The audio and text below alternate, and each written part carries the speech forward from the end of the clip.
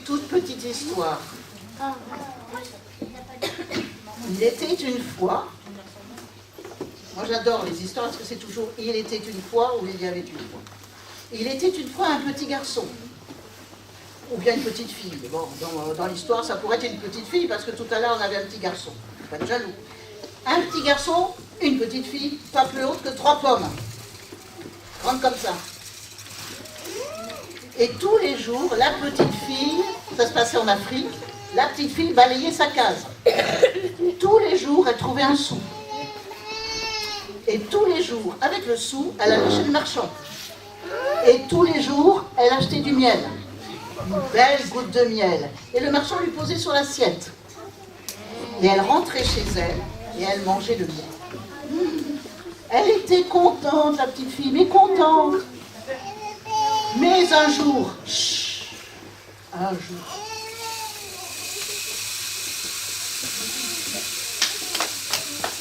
alors que la petite fille avait balayé sa case, alors qu'elle avait trouvé le sou, alors qu'elle était allée chez le marchand pour acheter du miel, eh bien, elle rentrait chez elle avec sa petite assiette et le miel, et à ce moment-là, il y a une mouche qui est arrivée dans le ciel, comme ça. Et la mouche a senti le miel, et la mouche a tourné, et elle a plongé dans le miel. Et elle a aspiré le miel. Oh, la petite fille, c'est pas possible, moi j'ai besoin de ce miel. Je suis trop triste. Alors elle est allée voir le juge. Mais qu'est-ce qu'il y a, petite fille, pas plus haute que 3 pommes? La mouche a mangé mon miel, qu'est-ce que je peux faire? La prochaine fois que tu vois la mouche, tu vas prendre ton soulier et tu vas écraser la mouche. À ce moment-là, la mouche était sur le nez du juge. La petite fille a sorti son soulier et a tapé sur le nez du juge. La mouche est envolée et tac! Le nez du juge s'est mis à grossir. Petit intermède.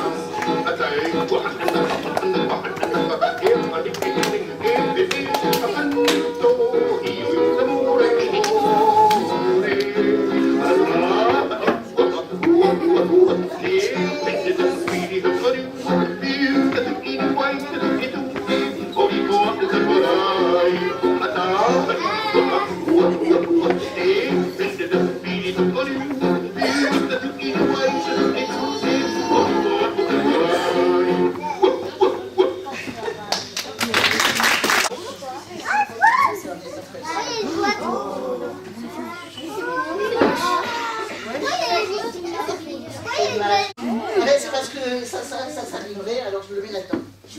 Hop, je le cache. Hop, je remets. Une dernière petite histoire.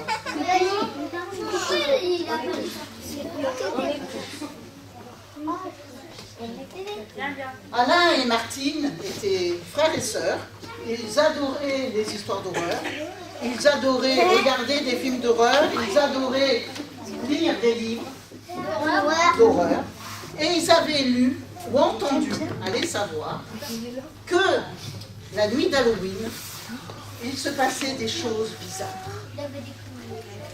C'est-à-dire des choses vraiment extraordinaires.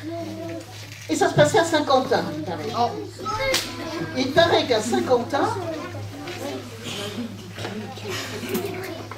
oui, à Saint-Quentin,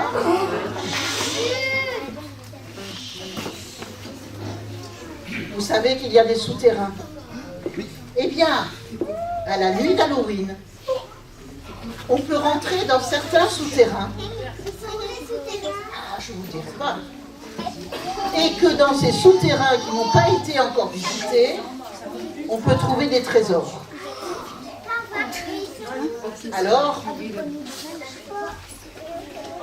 les enfants, le frère et la sœur, ils se sont préparés. L'un a mis un costume de squelette, l'autre un costume de sorcière, et il fallait attendre la nuit. Ils ont pris une lanterne et ils se sont dirigés vers la rue Saint-André, près de la basilique.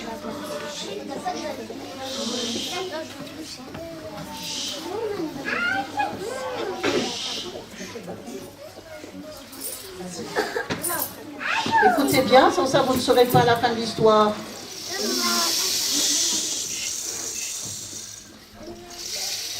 Ils étaient prêts avec leur lanterne. Ils sont sortis la nuit. Tout le monde dans la rue, ils ont rencontré des gens bizarres, comme là, avec des chapeaux, avec des masques. Je vous rappelle qu'ils étaient la nuit d'Halloween et puis il y avait des citrouilles éclairées. Ils n'étaient pas très fiers, mais ils avaient envie de rentrer dans le souterrain.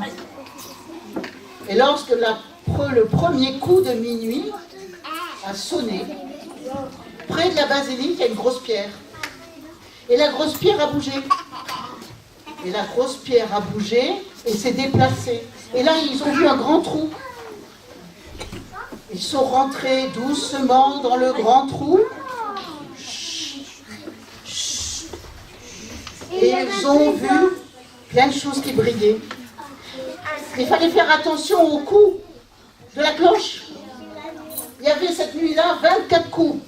Alors 24 coups, ils avaient prévu des grandes poches. Alors tout ce qu'ils trouvaient, ils ont ramassé.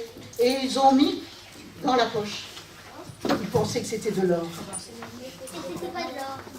Et lorsque le 24e coup commençait ou le 23e plutôt, ils ont entendu la pierre qui bougeait et qui se remettait en place. Et oh là là, ils sont sortis à toute allure. Et à ce moment-là, ils se sont réveillés. C'était un cauchemar. C'était un cauchemar et ils ont eu très peur. Mais le soir après, leur papa et leur maman les ont emmenés se promener. Et là, ils ont vraiment eu peur. Et ils ont pensé qu'ils allaient jamais sortir de là. Comme quoi, lorsqu'on lit des histoires qui font peur, parfois on y croit. Alors méfiez-vous si vous promenez la nuit. Méfiez-vous. Oui, je promène la nuit.